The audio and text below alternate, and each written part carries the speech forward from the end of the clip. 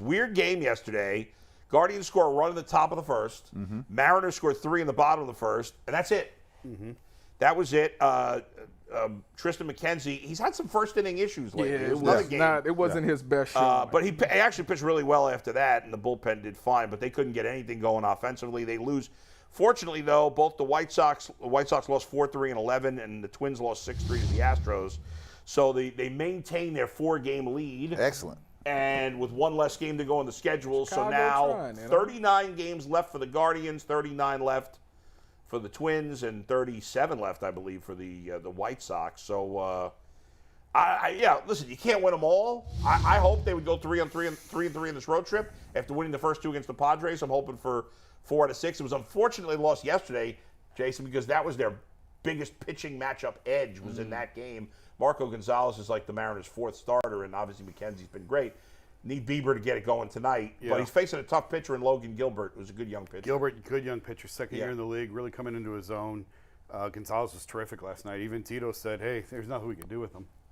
So yeah, he just had one of those days. Is Seattle in the They were a wild card team as of 2 days ago. They have the same record as the Guardians. They're in the hunt. that would be the first round matchup. Yeah, I think it still is. Yeah, I didn't look this morning, but I assume it did. Wasn't they the team that, like, during the season, they went on like a 15-game They won win right streak before the All-Star break. I think they won 14 in a row. Yeah. So, I mean, they're a pretty good team. And you want to be challenged. The Guardians are going to be tested in this final, whatever it is, 5-6 weeks of the season. They're playing a lot of good teams. That's good. They're going to be able to showcase them playing good baseball, so when they get into the postseason, they already clicking on all cylinders. Which, so it's actually pretty good. If you had to bet right now on the Guardians making the playoffs, are you in? Yeah, I'm all in. I'm in. I'm pushing Jay? all my chips ahead. I'm in, but they've got a lot of games left with the Twins and White Sox. They've got 12 left, and there's 1 week in September that I believe is going to determine who wins the division. Interestingly enough, too, Tristan McKenzie, the only team he's not pitched well against this year, the Twins. No, don't say that. 3 starts against the Twins. He's got like a 9 ERA. Against everybody else before yesterday's game, I think he had a 2.40 ERA against the rest of the league. It's 2.62 now, so it barely moved. Even after yesterday's game, his ERA against teams that aren't the Twins, it's like 2.62 now. 2.62. It's still He's had problems in the first inning, but really seems His to settle last 2 down starts, after the bad first innings and then great. The last start, he had like 14 strikeouts Yeah. after struggling in the first inning. Again, tonight's game, it's a little, when they're on the West Coast, it almost sometimes feels like they're off because nobody watches the game. Because it's so late. I know. Well, yesterday's game was at 4 o'clock in the afternoon, but the next 2 nights, I believe, are 10 o'clock starts, aren't they? Yes. 10 o'clock starts the next 2 nights, so that's always tough. Catch but the highlights. the question I wanted to ask is, I guess everybody is all in on. Everyone is all in, yeah. Yeah, I mean, the fans are not going to games. That's not going to change until they get to the playoffs. No, but we should be talking about that because, I mean, you're in the hunt here. I mean, they are legitimately in the hunt here. Yeah, well, what are you expecting? Let's look at the upcoming homestand, which starts Monday or Tuesday. I can't remember. I think they're off Monday and then it starts Tuesday. They've got the Orioles, then the Mariners in the upcoming homestand, right? And then the Royals. So, especially those first 2 series, those are 2 decent teams, pretty good teams. The Royals suck, but there should be good crowds for these games. But I don't have much faith that there will be. You guys? No, we haven't seen any proof. Now, last weekend we had tickets to the Saturday night game. It was fireworks. Friday night it was a good crowd because it was Dollar Dog Night, I think, and fireworks. What was the crowd? Saturday was fireworks.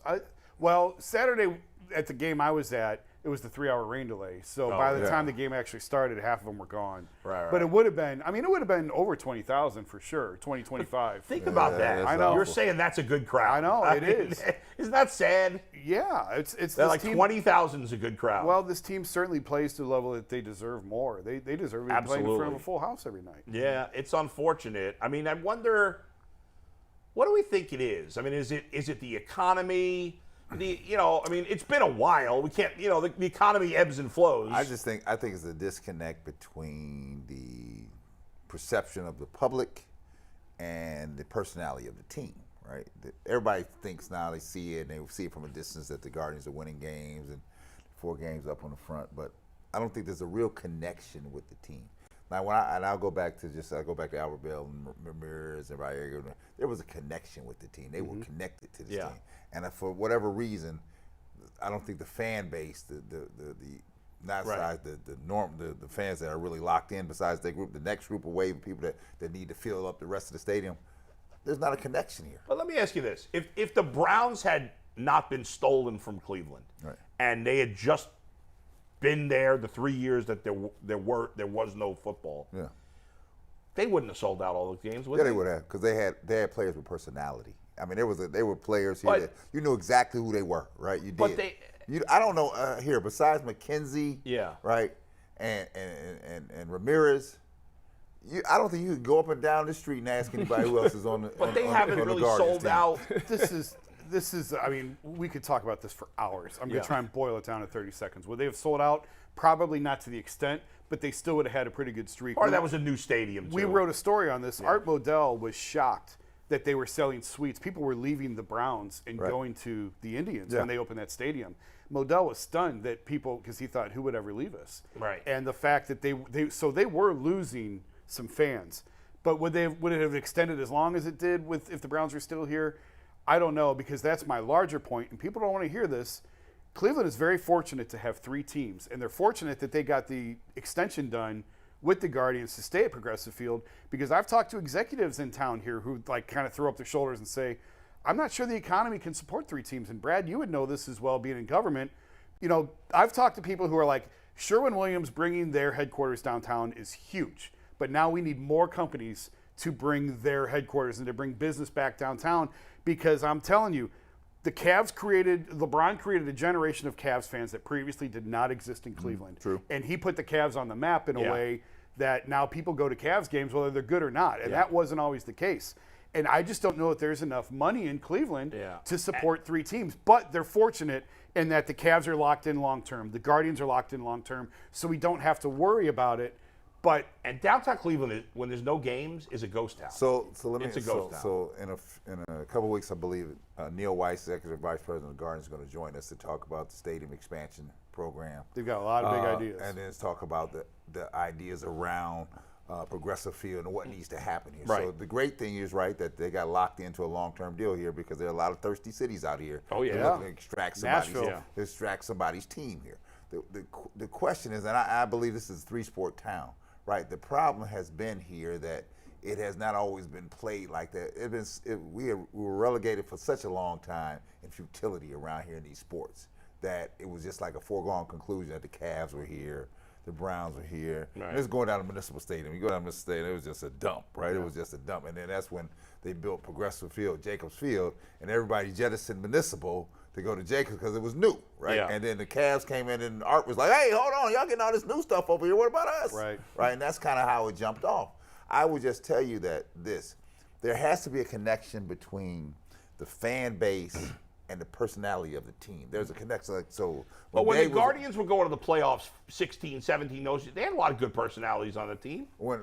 There's a distrust in ownership that they're going to be able to retain their talent. And to your point, when they had Bell, Manny, that was when the idea of signing long-term extensions was hot and everyone was doing it. Guys don't do that anymore. That really puts the Guardians at a disadvantage. They locked up Baerga with a long-term deal. They locked up Lofton with an early long-term deal. But they didn't pay those guys second guys contracts. are still doing that. That's really, not as much. You got to get them earlier and earlier. Shane Bieber rejected them. Like, I already wrote about that. They tried to lock up Shane. They extended Shane Kipnis. No. They did extend Brantley initially. Even since then, in the last 3 to 4 to 5 years. Guys are signing way early. First year.